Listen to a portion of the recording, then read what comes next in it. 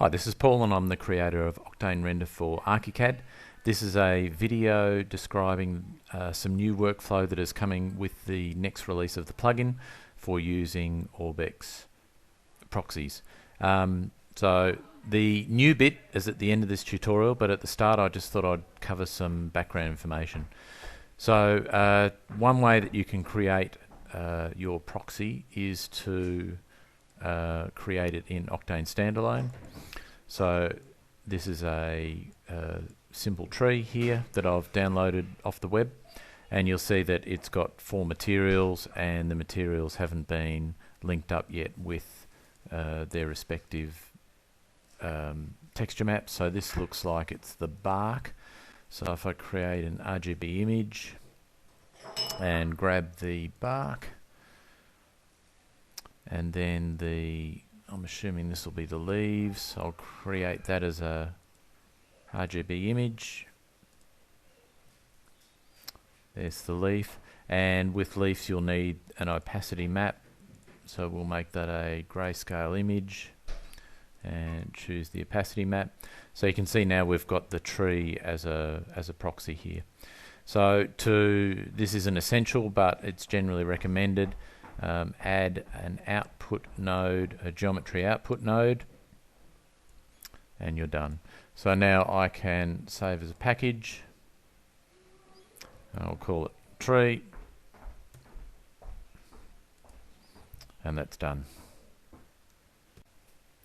So now we want to use this proxy, this ORBX as a proxy in ArchiCAD.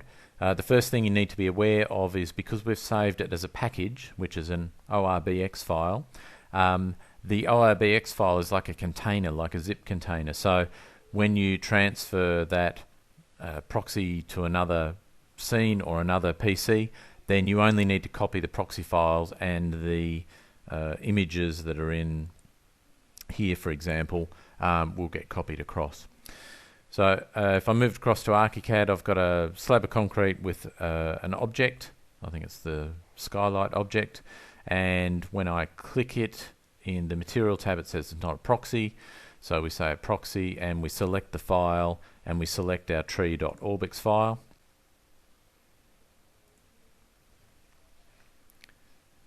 So we're opening the viewport. And when we open the viewport, we will see the tree not particularly well centered on our slab there. So if we go back we need to go back to 2D mode for the material panel to pick up that material. The proxies there select. So there is a new button called the Edit button.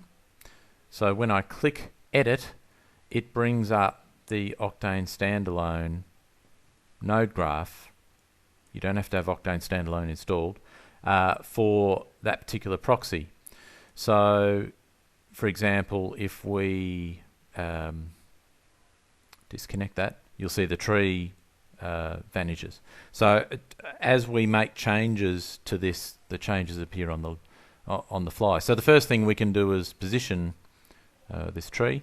So if we add a placement node, then we will now be able to place the tree. Let me try moving it, say 10 meters. Okay, let's try 200 meters. So you see that we can move the tree across the scene by using the placement node here. Similarly, we can rotate it in all sorts of weird and wonderful ways, and that happens live. I'll just turn that off. So you can use this to you could add a scatter in here and have 5 trees. For example, if we add another placement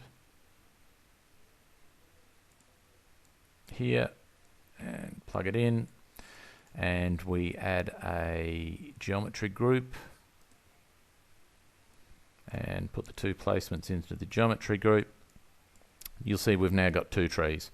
So this one here is the left tree, and we can move it, and the other one is the right tree. So we can do anything we want here outside of changing that geometry out node. Similarly, we can change the materials. For example, at the moment we have got the green leaves here, and if we set the power to 0, then you'll see that they've gone to black. So we could put procedural textures in here, we could put different texture maps, etc. So once we have finished editing using the node graph, we close it, and the plugin then detects that a change has been made, and it says, do you want to save it? And if you say yes, it will save the changes back to that particular ORBX file. So when you next open this scene, it will use the updated ORBX file for your proxies. So I think it's an incredibly beneficial enhancement, and I hope people love it. It'll be available in the next release of the plugin. Thanks for listening.